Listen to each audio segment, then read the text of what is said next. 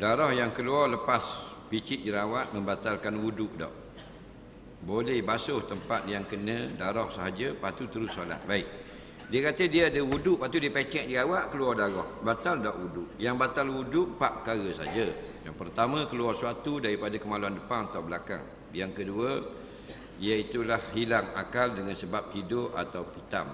Yang keempat, iaitulah kita menyentuh laki-laki dan perempuan kulit tanpa berlapik. Dan yang ketiga dan yang keempat ialah menyentuh kemaluan macam yang kita belajar dah tadi. Adapun keluar darah daripada tubuh lain pada keluar dari kemaluan, tak batal wuduk. Kalau keluar dari kemaluan, batal wuduk.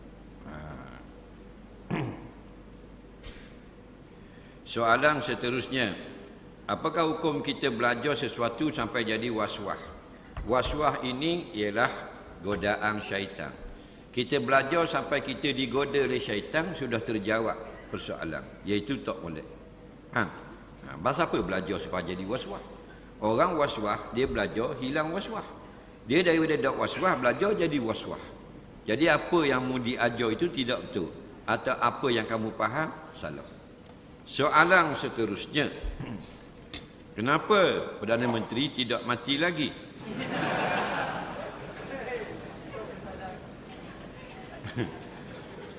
Boleh tak pakai serban 2 ekor, satu atas satu bawah? Baik. Serban yang dipakai oleh Nabi ekornya satu, jadi daripada tengah berikat. Dan boleh serban itu sebelah kanan ekornya dan boleh sebelah kiri. Dan diharuskan pakai serban dengan tidak mempunyai ekor. Macam orang Mesir, dia tak ada ekor. Khilafah. Faham? Ada orang ekor di tengah. Itu yang paling sunnah. Ekornya di tengah belakang, antara 2 belikat. Dan ada ekornya sebelah kanan, ada ekornya sebelah kiri. Boleh belaka. Yang tak boleh ekor sebelah depan. Ekor depan begitu. Kalau jatuh atas muka. Soalan seterusnya, kita niat nak tinggal maksiat, sampai masa buat lagi maksiat. Niat nak tinggal maksiat dapat pahala, buat maksiat dapat dosa. Nah, maka akhirat pahala ditimbang, dosa ditimbang. Siapa yang berat sebelah pahala, maka selamatlah dia. Walaupun banyak dosa, dosa dia sebesar 7 gunung, tapi pahalanya 8 gunung. Mana dia lebih banyak pahala. Nah, soalan seterusnya,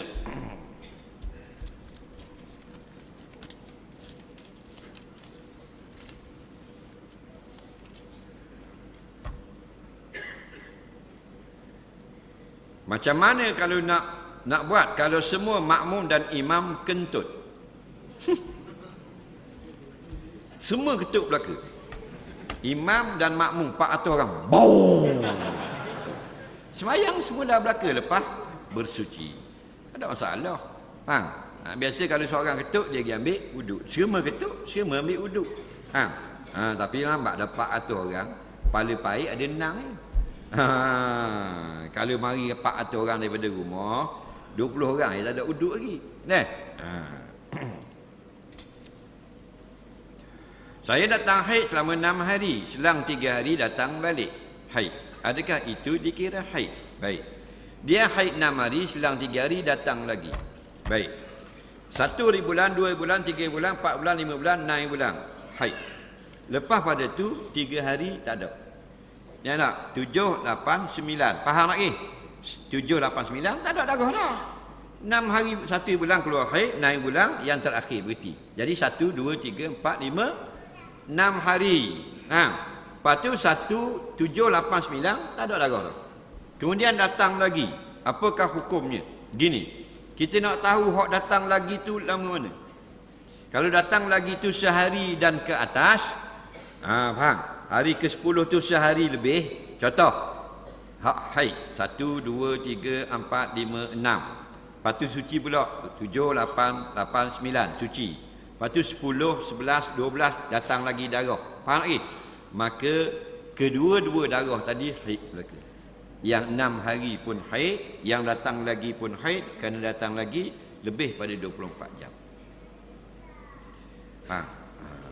Adapun jika datang mula-mula darah 6 hari, lepas tu berhenti 3 hari, hari yang ke-10 datang lagi sedikit, 1 jam 2 jam saja, tak sehari, maka hukumnya 6 hari saja dia haid.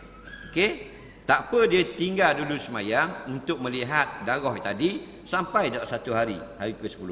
Bila sampai 1 hari makna haid. Tak sampai 1 hari qada, tidak berdosa. Baik, kalau memang 6 hari yang awal itu haid dan 3 hari yang kemudian itu pun haid juga, yang di tengah 3 hari itu apa? Dua pendapat ulama sebut semua dah. Pendapat yang pertama ialah haid juga tanpa darah. Faham? Masa haid tanpa darah. Jadi hukumnya hukum perempuan haid tak wajib sembah. Faham? Pendapat yang kedua ialah masa kering di dalam waktu haid, hukumnya sah semayang dan benda yang boleh dikerjakan lain pada semayang. Syarat kena mandi. Faham? Dua-dua pendapat ini mazhab Syafi'i rahimahullah ta'ala. Soalan seterusnya, jika saya tayamum tapi yang tak boleh kena air tu tangan, adakah kena ulang semula solat selepas sihat? Bagaimana cara tayamum yang betul? Dia tak boleh kena air tangan. Bila tak boleh kena air di tangan, maka kita nak ambil wuduk, tangan tu anggota wuduk ke tak? Anggota wuduklah tangan. Wa aydiyakum ilal marafiq, dan hendaklah kamu basuh tangan kamu ketika berwuduk sampai ke siku. Tiba-tiba ada luka, maka kita tayamum lah, tak payah kena air. Bagaimana tayamum? 2 kali tepuk tapak tangan gini, tepuk ke debu, ke tanah yang ada debu. Aku niat bertayamum ganti daripada tempat yang tak boleh kena air. Ataupun aku niat bertayamum untuk mengharuskan sembahyang. Bila tepuk, sapu muka. Ni, sapu muka. Sapu gini dah. Jangan buat macam air, ganyan gitu, buat gitu je. Boleh tak? Ambil ni, sapu. Tangan kita dah apa? Kata, tangan ni siapa? Tangan ni roboh ni dah apa lagi? Baru kat ni baru. Main snooker boleh tak? Dah apa lagi? Jadi dua belah ni sapu di muka gini. Sekali cukup. Sapu yang tepuk yang kedua, sapu tangan kanan buat dengan debu. Tangan kiri buat gitu dengan debu. Faham? Bila buat dua ni sudah memadai. Tetapi jika kita ada anggota yang boleh kena air, maka tak boleh tayamum saja. Kena tayamum di celah wuduk. Contoh, tangan kiri kita berbalut atau tangan kiri kita luka, tak boleh kena air. Faham lagi? Kat mana? Kat bahagian jari sahaja. Contoh, maka wajib berwuduk macam biasa, basuh muka, basuh tangan, basuh tangan kiri hak boleh kena air. Faham? Siapa kat jari hak kena ngecum bola ni, hak pecah ni, maka kita bertayamum. Tepuk, sapu muka, tepuk, sapu tangan kanan, tangan kiri. Ganti tempat ni. Faham? Habis ni sambung ambil wuduk, sapu kepala, telinga, basuh kaki. Faham lagi? Kalau mandi junub tak ada air, maka cukup dengan tepuk muka, tepuk 2 tangan saja. Jangan gelulinglah debu. Saya orang Terengganu kerja KL. Boleh tak saya jamak bila balik Terengganu tak lebih daripada 3 hari? Boleh ke jamak qasar melebihi 3 hari mengikut pendapat yang lain? Baik. Dia duduk Terengganu, kerja KL Lupuk. Jadi dia nak balik Ngadang Baru, boleh tak dia nak jamak? Jawabnya tengok. Kalau kita ada 2 tempat tinggal, Ngadang Baru pun duduk, KL pun duduk. Dua-dua tak boleh. Ngadang Baru tak duduk dah, duduk KL ni. Faham lagi? Cuma akan datang memang balik Ngadang Baru.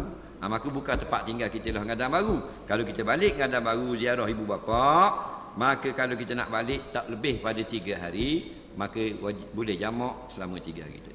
Tapi kalau kita nak balik 4 hari dan ke atas, siapa di Ngadang Baru, memang tak boleh jamak dah. Sehari pun tak boleh. Soalan seterusnya.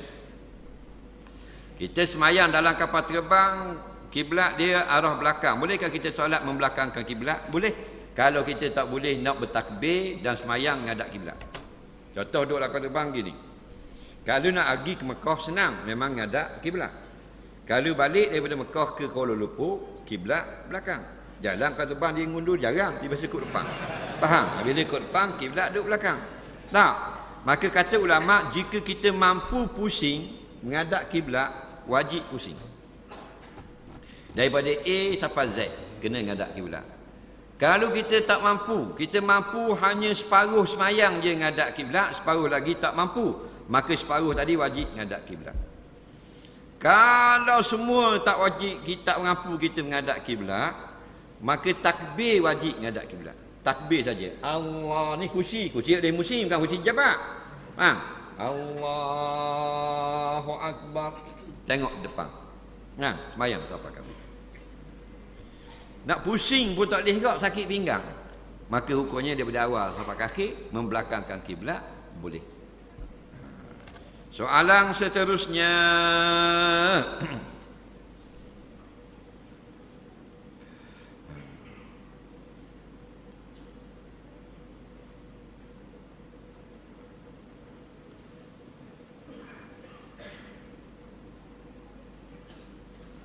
Benda ni. Apa hukum masuk pertubuhan yang berbai'ah guna Al-Quran? Bai'ah guna Quran, guna ayat-ayat Allah adalah dibenarkan. Tetapi tengok motif pertubuhan. Kadang-kadang bai'ah untuk sekadar nama saja gak. Pertubuhannya tidak ikut Quran. Biarlah benda yang baik. Bai'ah ni sunnah Nabi. Faham? Bai'atul sughra, bai'atul kubra. Nabi ambil perjanjian yang setia daripada pengikut dan penyokong Islam agar tidak belok. Betul tak? Itu sunnah Nabi. Tak apa untuk berjihad. Kalau berbai'ah untuk benda lara dan sebagainya, itu dilarang oleh syarak. Apa maksud lebih dunia daripada akhirat? Mudah sangat contohnya. Contoh kita bekerja cari duit. Itu dunia. Akhiratnya semayang zuhur. Tapi kita tak berhenti untuk semayang zuhur kerana sayang pada pelanggan. Faham lagi? Maka kita qadha zuhur sekarang. Itu panggil lebih dunia dari akhirat. Nampak lagi? Ataupun kalau maknanya dunia 8 jam kita kerja, nak cari pergi pagi balik petang untuk cari 2,000 sebulan. Nak malam 1 jam pergi ke masjid. 1 jam pun kita tak guna untuk pergi masjid. Padang dunia saja, pagi balik petang, pagi balik petang. Itu panggil lebih dunia dari akhirat. Atau benda yang dunia kita sayang kalau hilang. Benda akhirat kita tak rasa apa. Orang ini lebih dunia dalam hatinya. Nah, benda yang dunia kita ringan tangan keluar belanja, benda akhirat rasa berat tangan. Orang ini lebih dunia. Ustaz kata kita akan sambung kitab baru minggu depan. Sekarang saya ada bawa kitab, saya tolong beli dulu. Tuan-tuan nak boleh beli sekarang. Nampak harganya RM3. Terkejut habis orang dengar RM3. 2 orang saja beli daripada 150 orang. Sebab apa? Ingat ke free. Nampak? Tapi dia akan habiskan RM30,000 untuk beli kereta wakang petang-petang. Orang ini lebih dunia. Bagaimana kita nak istiqamah dalam perjuangan? Lalu kita kena tadah tangan minta istiqamah daripada Allah. Nampak? Pasal istiqamah ini harganya mahal. Barang harga mahal Allah pelera. Dia beri kepada orang yang dia kehendak. Minta dengan dia. Dan selalulah kita bersama dengan orang yang memang atas terah perjuangan untuk menegakkan Islam. Sekali kita berkawan orang yang anti perjuangan, hati kita akan rosak. Ini muat Islam rosak hatinya. Bukan kata meninggalkan malah berjuang, bergabung dengan kafir laknatullah yang terang-terang nak mempersenda-sendakan agama Islam. Sepatutnya waqatiluhum. Allah kata naklah kamu perangi mereka itu. Kita jadikan sahabat rapat. Jadi kita perangi ayat-ayat Allah. Soalan seterusnya, apa makna mukallaf? Mukallafun daripada wazan mufa'alun, iaitu daripada perkataan taklif. Taklif ni memikul beban syarak. Siapa yang sudah sampai hak dia, syaratnya dia digelar mukallafun. 2 syarat. Pertama, akil. Dia akalnya sempurna, tak rosak. Yang kedua, baligh, sampai umur. Siapa yang sampai umur dan baligh, maka dia ini sudah memikul kewajipan agama. Maksudnya yang wajib jadi wajib atas dia, yang haram jadi haram atas dia. Kalau belum mukallaf, yang wajib belum wajib. Contoh, budak-budak belum wajib puasa, budak-budak belum wajib sembahyang. Itu contoh yang wajib. Contoh yang haram juga, yang pura budak-budak kalau laki-laki tak haram pakai sutera, bila dah balik haram pakai sutera. Itu panggil memikul kewajipan syarak. Maka dalam bahasa Melayu, orang yang dipikulkan atasnya. Kalau kita pusing jadi Arab, mukallafun. Melayu, orang yang dipikulkan atasnya. Soalan seterusnya. Apakah kecacatan dalam solat berjemaah di masjid bagi kaum wanita yang masih muda yang dikatakan makruh, dan lebih afdal solat sendirian jemaah di rumah? Kerana bila saya kahwin kat gigi, ingat nak ajak mari masjid juga. Jadi bila makruh tak jadilah nak ajak mari masjid. Baik. Orang perempuan, kata setengah ulama fiqh, yang muda-muda makruh datang solat jemaah di masjid. Dia kaedah asalnya perempuan kalau sembahyang di rumah lebih afdal daripada di masjid. Yang dia wajib datang ialah majlis ilmu yang wajib. Itu wajib hari. Macam malam ni majlis ilmu yang wajib, kerana ilmunya fardu ain. Tentang batal wudu, tentang hadas besar kan fardu ain, maka semua orang ada baru wajib mari. Walaupun perempuan. Tetapi dalam perkara solat jemaah tidak wajib hadir. Tidak termasuk fardu kifayah, sunat pun tidak orang perempuan. Harus datang, afdal tidak datang. Maksudnya kalau masjid Ngadang Baru ni sekadar hanyalah sembahyang jemaah saja, bukan majlis ilmu fardu ain, orang perempuan harus datang. Tapi afdal sembahyang di rumah. Baik, hak harus datang ini tak termasuk orang-orang muda yang boleh menyebabkan orang melihat jadi fitnah. Faham lagi? Kalau dia muda comel orang tengok jadi fitnah, makruh dia datang. Itu maksud ulama. Soalan seterusnya, adakah senyum itu sedekah? Betul ke salah? Atau perumpamaan saja? Kalau betul, kok mana datangnya? Baik. Dia kata, gaji dengar senyum itu sedekah. Betul ke dok senyum ni sedekah? Kok mana sedekah? Ke saja-saja orang cakap buat misal? Jawabnya, ini hadis. Tabassum sedekah. Faham lagi? Ini hadis. Senyum itu sedekah. Itu hadis. Ada sanadnya. Beberapa orang rawi meriwayatkan hadis tersebut. Imam Tabarani, Imam Daruqutni, Imam Dailami. Maksud senyum itu sedekah. Siapa yang senyum kepada saudaranya, sama pahala dia seperti sedekah. Kalau kita sedekah dapat pahala tak? Dapat pahala. Maka dia senyum kepada saudaranya, dia dapat pahala.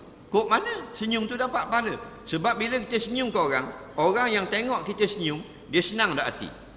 Senang tak? Menyenangkan hati orang lain, pahala itu maksud dia. Tapi kita dah amat ni. Depan sama depan, gelebeknya muka. Ni balik orang ngisak dadah senyum ke orang, tegur orang dan sebagainya. Hok piyah lembek atas kepala macam rimah muka. Jubah. Quran lah kocek 3-4 orang masuklah kedai tengok kau orang muka macam rimah. Dia tak kira orang lain orang biasa-biasa. Dia orang luar biasa, geng-geng Quran dan sebagainya. Ini salah. Ini bukan sunnah Nabi. Lebih banyak Quran duduklah kocek, lebih banyak piyah atas kepala, lebih kuat kita pakai sunnah, lebih banyak senyum kau orang. Betul tak?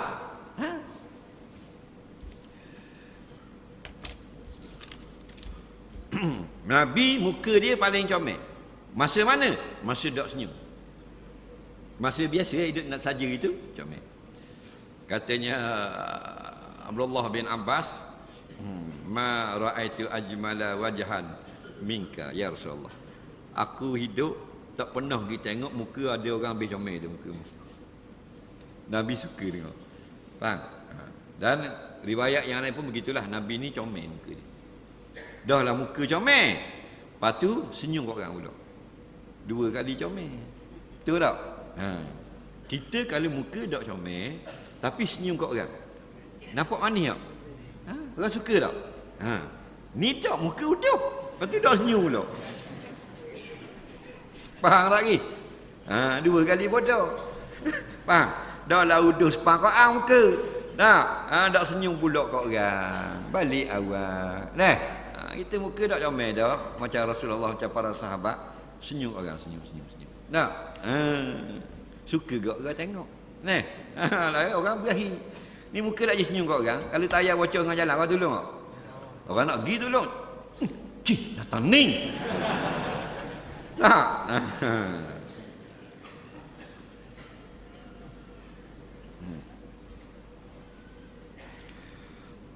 Karena Nabi SAW yashrabu qa'iman. Hadis kitab Syama'il. Kalau kita minum berdiri, adakah kira sunnah walaupun bukan air Zam-Zam? Baik. Nabi minum air duduk. Nabi makan duduk. Faham lagi? Kencing pun duduk buang air. Tiba-tiba dalam hadis-hadis tentang minum air Zam-Zam, Nabi minum berdiri. Buat begitu. Sebab tu kena ngaji. Jangan ambil Facebook, copy paste. Faham lagi? Kita copy paste, berat mahal lah WhatsApp. Nampak tak? Main hadis lah WhatsApp bahasa macam ulama hadis tu. Faham lagi? Ketika Nabi minum air Zam-Zam itu, air Zam-Zam diletakkan di dalam guriba. Guriba ni bekas yang dibuat dari kulit yang digantungkan di dinding. Jadi kita nak akak berat. Beratnya lebih kurang 3 tank, 4 tank minyak gas. Jadi nak akak waktu turun bawah. Jadi itu kata alat ulama, Nabi minum sambil berdiri. Faham lagi? Adapun minum lain pada air Zam-Zam yang diletak dalam guriba yang disangkutkan di dinding tadi, Nabi minum duduk. Jadi ulama pun keluar fatwa, minum air Zam-Zam harus dengan berdiri, harus dengan duduk. Lain pada air Zam-Zam sunat minum duduk. Selesai masalah. Kena ngaji. Ni bahan sunat pula, air lain minum diri juga. Apa? Pasal dalam tu dah air Zam-Zam, Nabi minum diri. Dia dengar hadis Nabi kata air kecing unta letak dalam susu minum. Faham? Dia pun beli air kecing unta buat balik minum anak cucu sini. Tu pandai-pandai baca kitab hadis sendiri. Tak ada dobek daripada Tok Guru. Faham? Hak air kecing unta tu bukan minum. Nabi kata tu untuk orang kampung yang dilanda sakit perut. Bila sakit perut, dok cakap nak berobat, tak baik, pergi jumpa Nabi. Nabi kata ada unta tak kampung? Ada. Balik pergi perah susu unta seekor hak betina. Boleh seperiuk, masak dan campurkan sedikit air kencing susu air kencing unta yang sama. Lepas tu dititikkan beberapa titik dan susu itu diberi minum kepada orang kampung dan baik. Maknanya sebagai berobat sakit perut. Kita bahan air kecil unta terus. Buat balik minum 2-3 botol, mandi anak cucu. Mandi. Jadi bengong terus cucu. Tak? Tak betul. Maka pandai-pandai sendiri. Soalan seterusnya. Sikit lagi dah.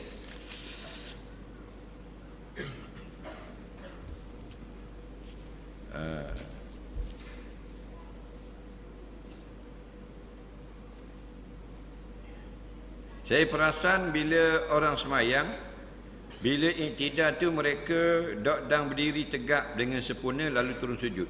Kalau solat dia nak jemaah, okey sebab imam lama baca iktidal. Tapi solat seorang biasa tengok jadi gini. Baik, kalau kita iktidal, dang berdiri betul, kita turun selalu, dak sah. Kerana syarat sah iktidal mesti ada tamakninah. Nampak? Kerana Nabi kata sumarfa hatta tatma'inna mu'tadila.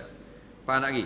Kemudian daripada rokok, hendaklah kamu bangun berdiri dalam keadaan tamakninah ketika masih iktidal. Syarat kena tamakninah. Dia Allahu liman hamidah, Allahu akbar, maka dalam iktidal. Nabi kata hatta tatma'inna mu'tadila, sampai kamu tamakninah dalam keadaan iktidal. Sampai tu panggil ghayah tu li syartin, menunjukkan jadi syarat. Nampak lagi? Itu syarat. Syarat dia mesti tamak nina. Tak ada tamak nina, tidak ada sah. Tolong kira lah fidyah 2012 15 hari. Kalau gitu gini. 2012 sekarang 2020 sudah 8 tahun. 8 kali 15 berapa? 120 cupok. Kena bayar 120 cupok beri ke orang miskin. Fa'idiyatun ta'amu miskin, fidyah itu beri makan orang miskin 120 cupok dan qadanya 15 hari. Soalan seterusnya.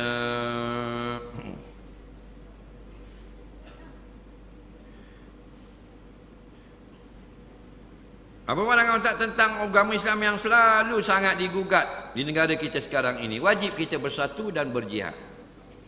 Itulah perintah Allah. Suruh semayang kita semayang, suruh sembelih kita sembelih, suruh Mekah kita Mekah, suruh zakat kita zakat, suruh jihad kita lari.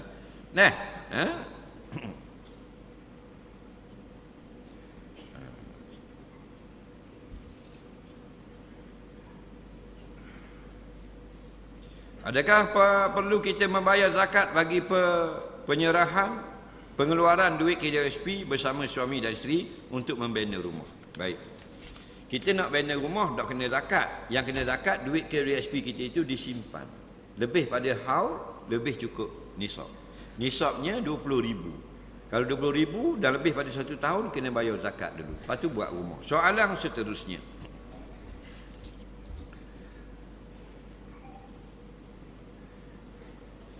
Apa hukum orang jual bengkel dan bengkel itu ada hutang? Lepas pembeli langsaikan hutang sepenuhnya, tuan bengkel itu ambil semula bengkel. Si pembeli habis pitih banyak dah. Mana gitu? Dia beli bengkel. Bengkel itu ada hutang, dia bayar hutang. Beli bengkel 20,000, hutang 20,000, 40,000. Lepas dia beli dan dia bayar balik 20 tu, tuan dia ambil semula. Padang muka membodoh. Macam mana mungkin bayar dah harga bengkel 20,000, dia selesaikan hutang bengkel dengan orang lain 20,000, mugi saja-saja balik ke tuang dia. Adakah membeli itu mudah tukar nama? Tahu tak? Kan Nabi suruh buat syarat, suruh tulis, maksud sekarang kita tukar nama. Orang ni lagi tak tukar nama, tak percaya. Dia tanya orang kat rumah. Orang kat rumah jahat. Orang Uzbekistan jarang tipu kita. Tahu tak? Orang New Zealand aja yang kecek kita. Sekapung. Sekapung, kawan-kawan, Facebook. Awak kenal kita. Awak tu jahat. Soalan seterusnya.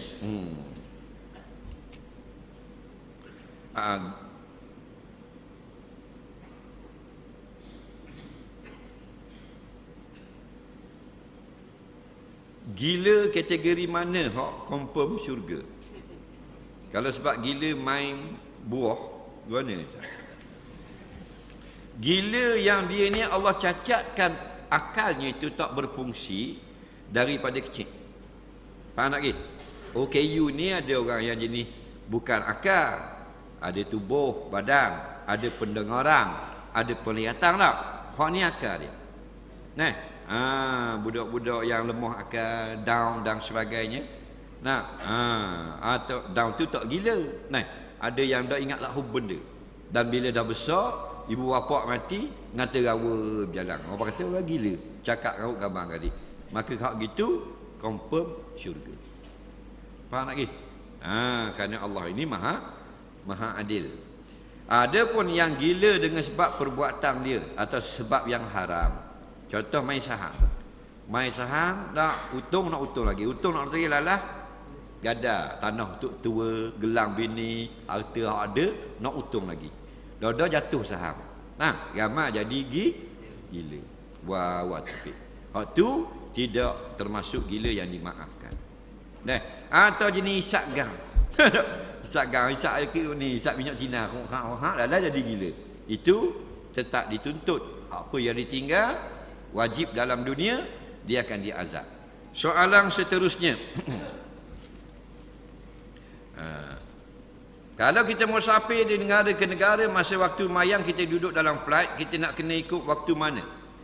Baik, daripada Terengganu kita naik kapal terbang. Kita nak pergi mana? Kita nak pergi ke Mekah contoh. Maka sampai dalam flight, kita nak semayang ikut negara mana waktu semayang. Jawabnya tengok flight, tengok kapal terbang. Kapal terbangmu duduk di mana? Kalau duduk di airport Tuk Jembat, maka ikut waktu Terengganu. Dia masuk dalam kapal terbang, bubuh-bubuh beg, orang pun bang, Allahu Akbar, Allahu Akbar. Dia kena semayang waktu Terengganu. Pasal kapal terbang dia duduk di Terengganu. Faham? Keterbang dia sampai ada Mekah, ciao, turun orang bang Zuhur. Ikut waktu Mekah. Baik, dan kalau dalam penerbangan, waktu yang dia sedang berada negara di bawah itu. Jadi lalu ikut India, India. Dia lalu ikut mana, contohnya bawahnya Australia, contoh. Waktu Australia. Dan kita nak tahu mana? Kan dia ada tulis depan. Bukan kapal terbang bawa tanah JKR. Kapal terbang bawa orang lah ni 737757747. Depan dia tulis tak? Ada betul tak? Jadi kalau kita boleh tahu waktu itu dengan Google dan sebagainya, itu lebih mudah. Tapi kalau kita tengok dengan tikak cermin itu sudah tahu dah. Tak tahu negara mana tak ada masalah. Kita tengok tikak ni matahari ikut cermin, sudah panjang bayangnya daripada botol dalam kapal terbang. Contoh botolnya kita boleh di tepi tikak panjang ni, ada bayang. Kita jatuhkan botol, bayang panjang pada botol, asal dah. Kita jatuh botol, bayang botol panjang pada bayang, dah asal lagi. Cara-cara nak ukur tu kan ada kan? Cara mengenali waktu sembahyang. Itu senang. Soalan seterusnya, soalan yang kedua sebelum akhir.